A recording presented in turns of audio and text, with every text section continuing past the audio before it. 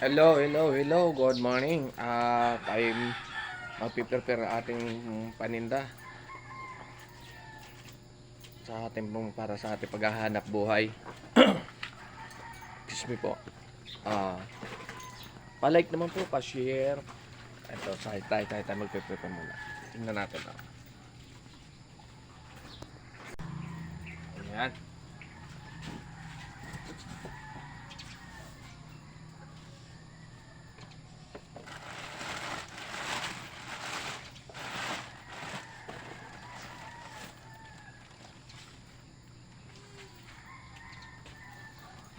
Ito po yung maliputo na sinasabi. Ito po yung nahuli sa lawa ng Taal.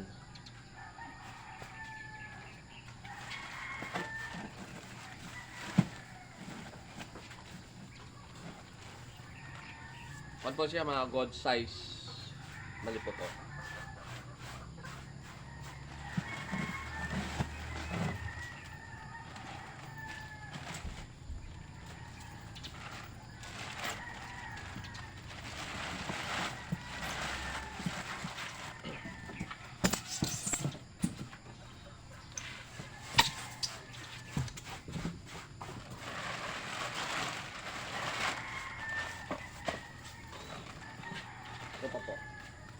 Ito po.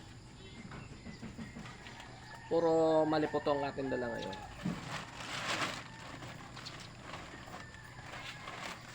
Ito pa. Good size.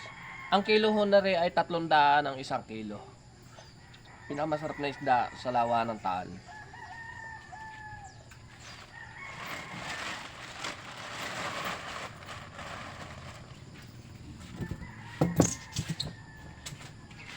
Yung may gusto dyan ng maliputo, message nyo lang ako. Pag mayroon na maganda maliputo, gaya nito, bagong huli, dadalan kita. Pero hindi araw-urada may maliputo kasi ito napakahirap ulihin. Itong isa ho, maliputo din itong isa. Puro maliputo ang ating isda ngayon.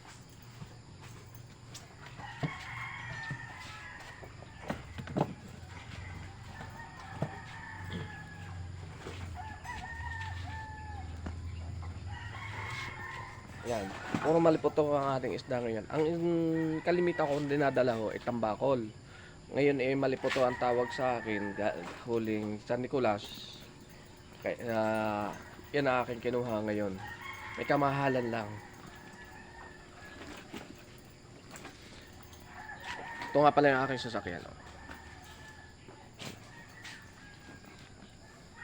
May kamahalan lang ang maliputo. Ito sa pagtitinda ng isda, na iba't ibang klase ng isda, ay 10 taon ko nang ginagawa. Sa pagtitinda.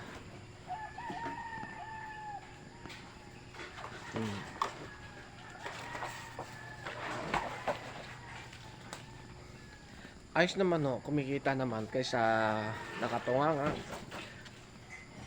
Ayos naman, kumikita, nakakapagparal. Yun lang. Hindi naman kalakihan ang kita dito. Tiyagaan lang. Kasi unang-una gigising ka ng umaga. Gigising ka ng gaya ko gumigising ako na alas 2. Pero kalimitan alas 2, pero minsan alas 11, alauna, pumupulas na ako ng bahay. Umaalis. Kung saan itang Mindoro, umaalis. Sige po, bye-bye muna. Bye-bye. Thank you.